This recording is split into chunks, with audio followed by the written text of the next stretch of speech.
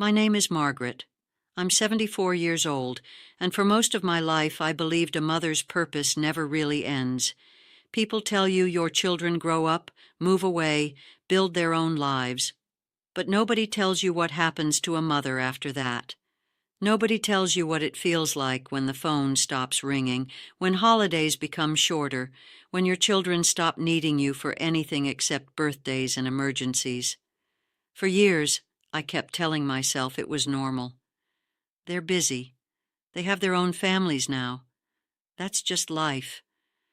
But the truth is, I spent almost 15 years waiting for a call, waiting for someone to ask, "Mom, can you help me?" Waiting to feel important again. And I didn't realize how much that waiting was destroying me until one quiet Tuesday morning changed everything. Let me explain. I had my first son when I was 24. My daughter came 3 years later.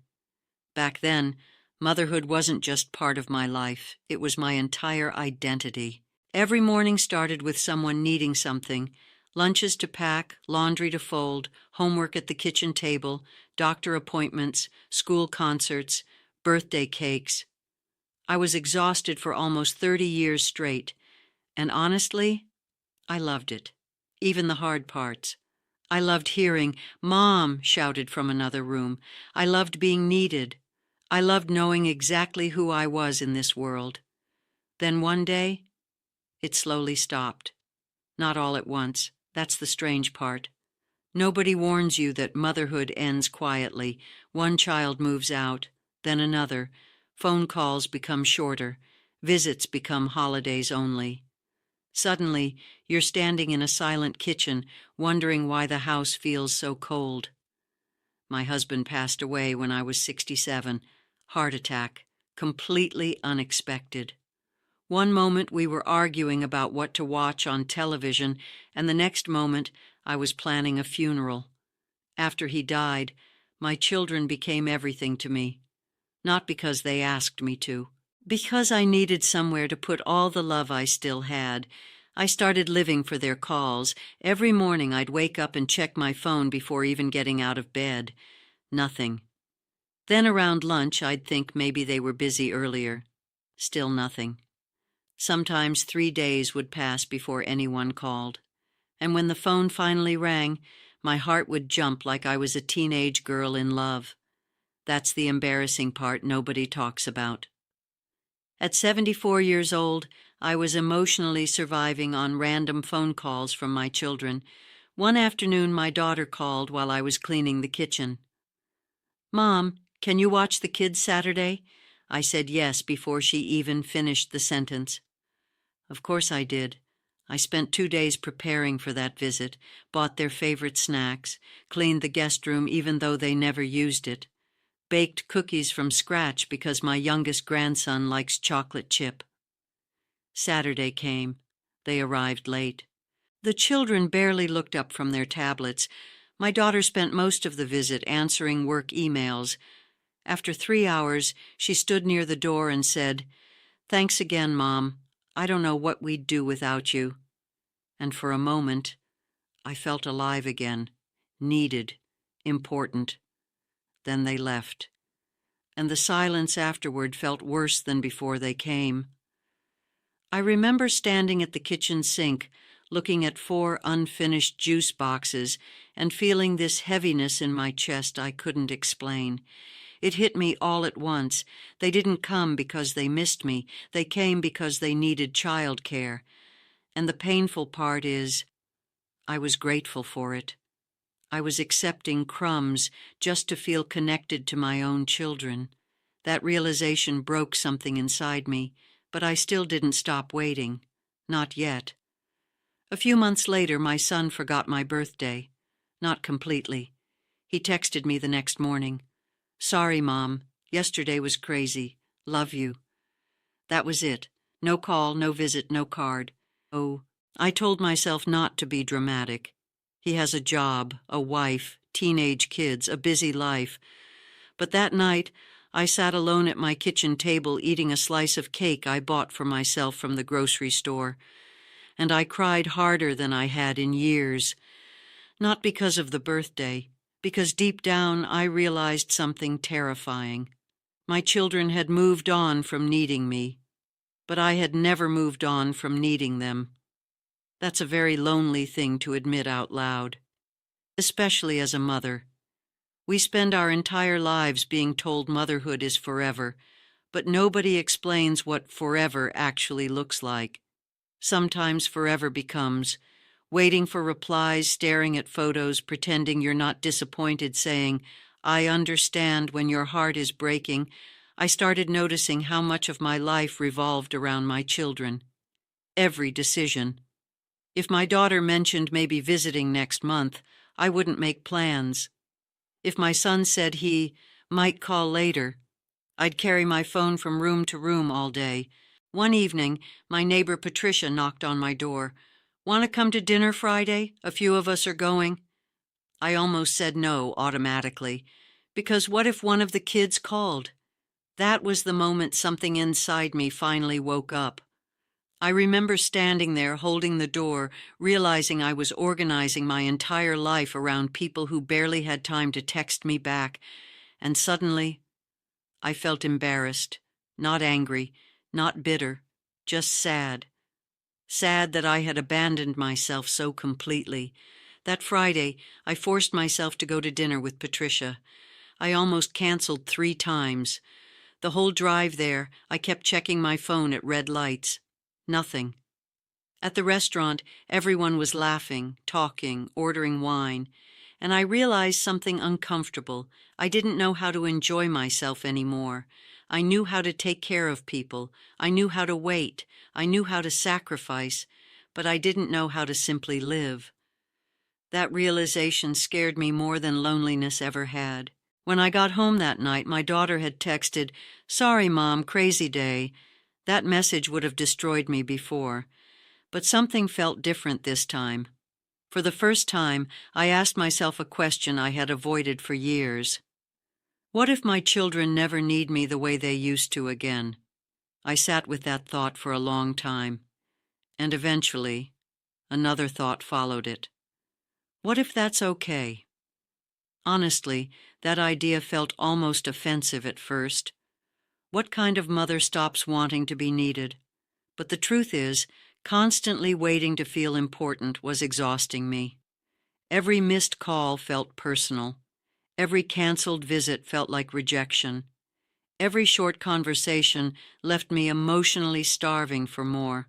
I wasn't living anymore. I was waiting, waiting for scraps of attention to make me feel valuable. And that's when I understood something I wish someone had told me 20 years earlier. Children are supposed to grow away from you. That means you did your job.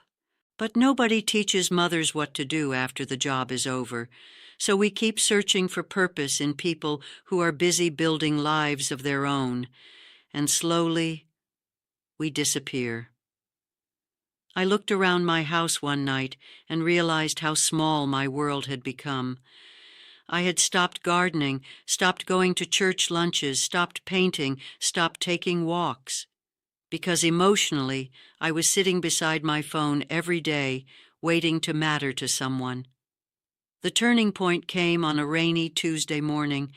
I remember it clearly because I was sitting by the window with my coffee, watching water slide down the glass, when my phone rang. My son. Immediately, my heart lifted. I answered on the first ring. "Hi, sweetheart." He sounded distracted. "Hey, Mom, quick favor. Can you lend us some money this month? Things are tight right now." Of course, I said yes. I always said yes. After we hung up, I walked to my bedroom to get my checkbook, but halfway there, I suddenly stopped. Not because of the money, because I realized something painful. My children only reached for me when they needed something: babysitting, money, help moving furniture, watching the dog during vacations, and every single time I accepted it like proof that I still mattered. That morning, for the first time, I asked myself, when was the last time they called just to ask how I was doing? I couldn't remember, and that hurt more than I expected. Please understand. I'm not blaming my children. That's important. They are not cruel people. They love me in their own way. But love changes when children become adults. That's the part mothers struggle to accept. When they're young, you are the center of their universe. Then one day, without realizing it, you become part of the background, a safe place, a familiar voice, someone they assume will always be there. And if you're not careful, you start shrinking your life to fit inside the small spaces they leave for you. That's exactly what I had done. A few weeks later, Patricia invited me to join her walking group at the park. 5 women, all widows. The old version of me would have said, "I can't. What if the kids call?" But this time, I went. That morning changed my life more than therapy ever could. We walked slowly around the lake, talking about everything: aging husbands, fear medication, loneliness, and for the first time in years, I didn't feel invisible. One woman, Eleanor, was 82. She looked at me while we sat on a bench feeding ducks and said something I will never forget. "Your children are supposed to move forward. The mistake is when mothers stop moving too." I went home and cried after that. Not sad tears, relieved tears. Because suddenly I understood. My life wasn't over. It had just been waiting for my permission to begin again. That realization terrified me. I had spent so many years believing my value came from being needed by others that I had completely forgotten I was a person outside of motherhood. Not just mom, a person. A woman who once loved painting, who used to dance in the kitchen while cooking dinner, who dreamed about traveling, who enjoyed quiet mornings and bookstores and gardening. Somewhere along the way, I disappeared into taking care of everyone else. And when my children no longer needed constant care, I didn't know who was left underneath all of it. That's the real loneliness nobody talks about. Not living alone, not eating dinner by yourself. The real loneliness is losing yourself so completely that you no longer know how to exist without being useful to someone. I think many mothers understand this feeling, but are too ashamed to say it out loud, because society praises selfless mothers, women who sacrifice everything, women who give and give and give. But nobody warns you what happens when there's nothing left of you afterward, so I started making small changes. Very small at first. I stopped staring at my phone all day. I started putting it in another room sometimes. That sounds ridiculous, doesn't it? But for me, it felt like breaking an addiction. I began taking morning walks without checking for messages every 10 minutes. I joined Patricia's group every Wednesday. I planted tomatoes in my backyard again. And slowly, the silence in my house stopped feeling painful. It started feeling peaceful. About 6 months after that walk in the park, my daughter called me crying. She was overwhelmed. Work stress, kids fighting, her husband traveling constantly. For years, moments like this made me feel important, like finally, I mattered again. And of course I helped her. I listened for 2 hours. I gave advice. I reminded her she was stronger than she thought. But when we hung up, something was different. I didn't spend the rest of the day emotionally clinging to the conversation. I didn't sit there hoping she'd call again tomorrow. I simply loved her, and then continued living my own life. That's when I realized healing had finally begun, because there's a difference between loving your children and emotionally depending on them. I wish more mothers understood that. Your children are not supposed to carry your loneliness. They are not responsible for making you feel valuable after a certain age. That responsibility belongs to you, and I know that sounds harsh, especially for women of my generation. We were raised to believe motherhood was everything, that sacrificing yourself was noble, that a good mother always puts herself last. But nobody talks about what happens when those children grow up and build lives that no longer revolve around you. If your entire identity was motherhood, you're left standing there wondering who you are now. That's what happened to me. At 74 years old, I had to learn how to become a person again. Not somebody's mother, not somebody's wife, not somebody's helper. Just me. And honestly, at first, it felt terrifying. I didn't know what I enjoyed anymore. I didn't know what made me happy outside of taking care of other people. So I started small: morning coffee on the porch, books from the library, long walks with Patricia, painting badly just for fun, cooking meals only I liked. And slowly, something unexpected happened. I stopped feeling abandoned, because the truth is, my children didn't leave me. They simply grew into adults. That's what children are supposed to do. The real problem was that I had abandoned myself. I had spent years sitting emotionally beside a phone, waiting for my life to begin again. Meanwhile, life was already happening all around me. One evening, my grandson called unexpectedly, not because he needed babysitting, not because somebody needed money. He just wanted to tell me about a school project, and you know what surprised me most? I enjoyed the conversation, but I didn't desperately need it anymore. That's freedom. When love stops feeling like survival. These days, my children still call. Sometimes often, sometimes not. And for the first time in many years, their silence no longer controls my emotional state. I no longer measure my worth by how needed I am.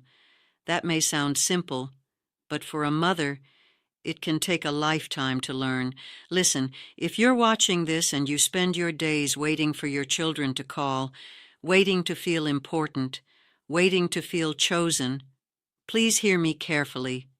Your life did not end when your children grew up. You are still allowed to laugh, travel, rest, make friends, enjoy peace, discover yourself again. Motherhood is part of your story.